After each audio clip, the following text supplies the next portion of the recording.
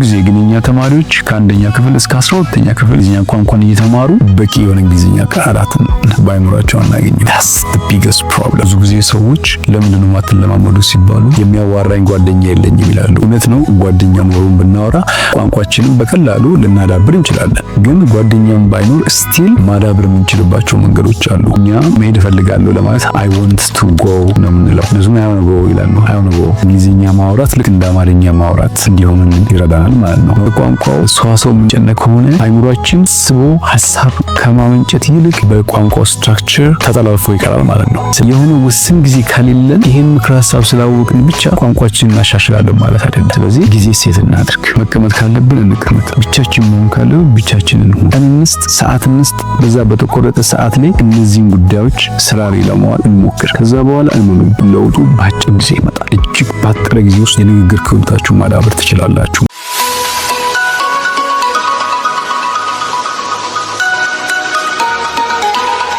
Hello everyone, my name is Malcolm and I'm from Stars English. Today I have some important piece of advice on how to improve your spoken English. So stay with me. እንግዲህ መልካም እባላለሁ ከስታርስ እንግሊዝኛ ትምህርት ቤት ነው። ዛሬ ይዤላችሁ የመጣሁት እንግሊዝኛ ቋንቋ የንግግር ክህሎታችንን በመልኩ ማሻሻል እንችላለን የሚለው ሀሳብ ላይ ነው። ስለዚህ 8 ሀሳቦችን ይዤላችሁ ቀርቤያለሁ ማለት ነው። በስሙና ተከታተሉ። የመጀመሪያው የእንግሊዝኛን የንግግር ክህሎት ለማዳበር ማድረግ ያለብን ነገር thinking in English በእንግሊዝኛ ቋንቋ ማሰብን መለማመድ። ምክንያቱም ሰው አንድን ቋንቋ አንድ ሐሳብ አውጥቶ ከማውራቱ በፊት ያስባል፣ ካሰበ በኋላ አውጥቶ ያወራል። ብዙ ጊዜ ሰዎች የሚቸገሩበት እንግሊዝኛ ማውራት ላይ ምንድነው የሚያስቡበት ቋንቋና የሚያወሩበት ቋንቋ የተለያየ ነው። ስለዚህ መሀከል ላይ ትራንስሌሽን አለ ማለት ነው፣ ትርጉም አለ ማለት ነው። ለምሳሌ አንድ አፉ በአማርኛ የፈታ ሰው እንግሊዝኛ ቋንቋ ከማውራቱ በፊት ያስባል፣ ካሰበ በኋላ ያሰበውን ሐሳብ ወደ እንግሊዝኛ ይተረጉማል ማለት ነው። ስለዚህ አእምሯችን በማሰብና በመተርጎም መካከል ቢዚ ስለሚሆን ፍሉዌንሲያችን ወይ ደግሞ ፈጥነን የማውራት አቅማችን ይገታል ማለት ነው። ስለዚህ በእንግሊዝኛ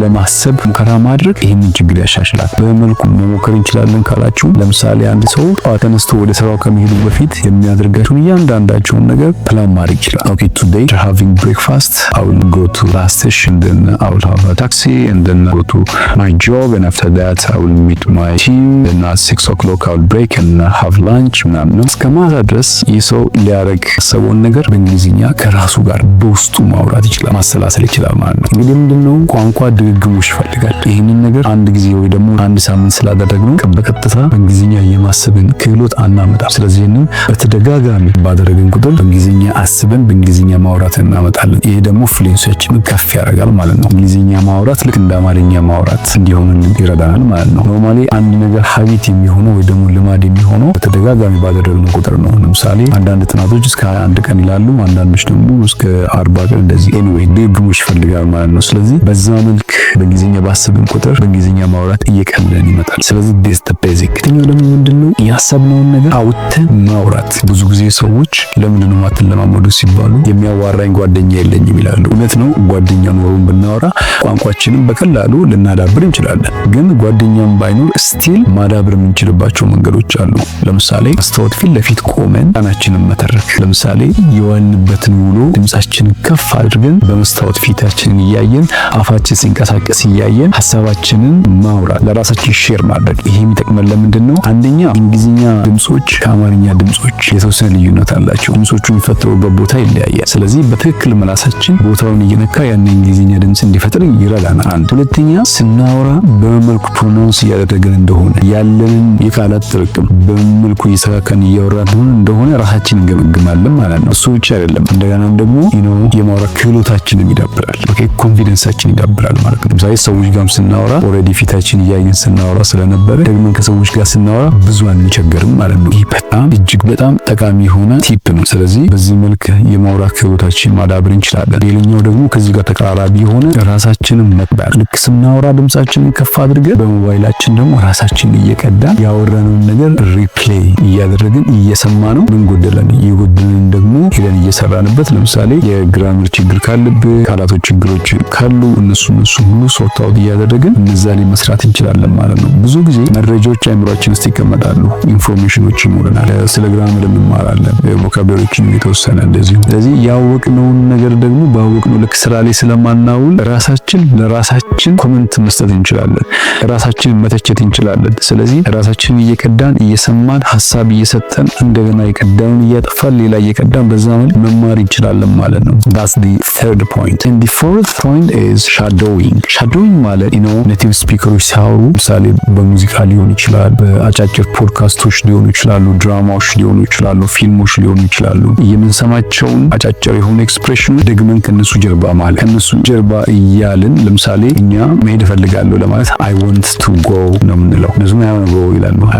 ስለዚህ I want to go የሚለውን ትተን እነሱ በሚሉት መልኩ እያልን በመጣን ቁጥር የእነሱን አክሰንት እና ፕሮናንሲዬሽን እየወሰድን እንመጣለን። እሱም ብቻ ሳይሆን ብዙ ግራመሮችን፣ ቮካብላሪዎችን፣ ኤክስፕሬሽኖችን እየተማርን እንመጣለን ማለት ነው። ስለዚህ ሻዶዊንግ ሌላኛው በጣም ጥሩ የሆነ ልምምድ ነው። አምስተኛው ፎከሲንግ ኦን ፍሉዌንሲ ኖት ጀስት አኪዩሬሲ። ብዙ ጊዜ እንግሊዝኛ እንደ ሁለተኛ ቋንቋ የሚያወራ ሰው ወይ ደግሞ እንደ ውጭ ቋንቋ አድርጎ የሚያወራ ሰው ስለ ቋንቋው ስትራክቸር፣ ስለ ግራመሩ፣ ስለ ቋንቋው ሰዋሰው፣ ስለ አገባቡ ስለምን ይጨነቃል። ስለዚህ ማሰብ ያለበትን ሀሳብ ያስብም ማለት ነው። ለመናገር ቅድም እንዳልኳችሁ ማሰብ አለበት። ስለዚህ ስለ ቋንቋው ሰዋሰው የምንጨነቅ ከሆነ አይምሮአችን ስቦ ሀሳብ ከማመንጨት ይልቅ በቋንቋው ስትራክቸር ተጠላልፎ ይቀራል ማለት ነው። ስለዚህ በአግባቡ አስበን ማውጣት ያለብንን ሀሳብ አናወጣም ማለት ነው። ኖርማሊ የቋንቋ ጥቅም ተግባቦትን መፍጠር ነው፣ ኮሚኒኬሽንን መፍጠር ነው። እስካላሰብን ድረስ አስበን ሀሳብ እስካላወጣን ድረስ ደግሞ መናገር አንችልም። ስለዚህ ተጠላልፈን እንቀራለን ማለት ነው። ይሄ እንዳይሆን ብዙ ጊዜ ስናወራ ከግራመሩ ይልቅ ሀሳቡ ላይ ትኩረት ብናደርግ የተሻለ ነው። ምክንያቱም ግራመሩ በስ የሚመጣ ሀሳብ ጉዳይ ስለሆነ what's very important is the idea. We need to emanate the idea and then the grammar will gradually come. The more we work on generating ideas and speaking out, and then the grammar will gradually come. ለምሳሌ አንድ ህፃን ልጅ አፉን ሲፈታ ስለ ግራመርና ስለ ቋንቋው ሰዋሰው ብዙ አይጨነቅም፣ አያውቅም።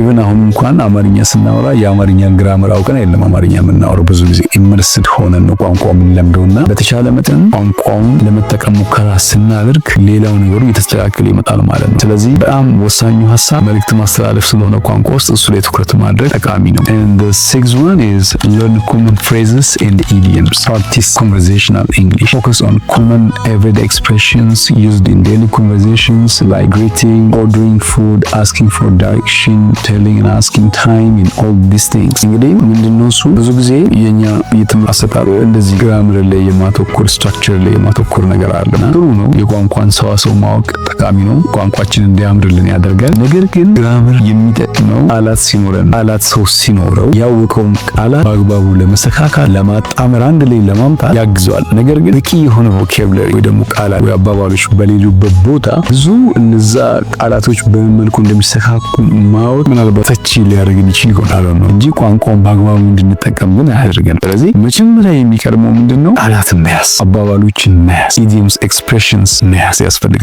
ማለት ነው። እንግዲህ በምን መልኩ ቃላትን እንይዛለን እሱ ሌላ የሆነ ዲስካሽን ይፈልጋል። ምናልባት ከዚህ ቪዲዮ በኋላ ሌላ ቪዲዮ ይዤላችሁ እመጣለሁ፣ እዛ ላይ ማየት ትችላላችሁ። ነገር ግን ቃላት መያዝ በጣም ቤዚክ ነው። እኔ ብዙ ጊዜ ተማሪዎችን እዚህ ዩኒቨርሲቲ ማስተምራቸውንም በግል ቋንቋ ትምህርት ቤት ውስጥ ማስተምራቸውንም ምን እላለሁ? ቢያንስ በቀን አንድ ሰው 2 ቃላት መያዝ ቢችል እላለሁ። ከ2 ቃል እስከ 5 ቃል ከበዛም ደግሞ ኮንፊውዥን ስለሚሆን 2 እስከ 5 ሚኒመም እንኳን 2 ቃል ቢይዝ አንድ ሰው በሳምንት ውስጥ 7 ቀን አለ። 7 ሲባዛ በ2 14 ቃል ይዛል ማለት ነው። 6 ወር ድረስ ተግቶ ቢሰራ አንድ ሰው 360 አካባቢ ቃላት ይኖረዋል ማለት ነው።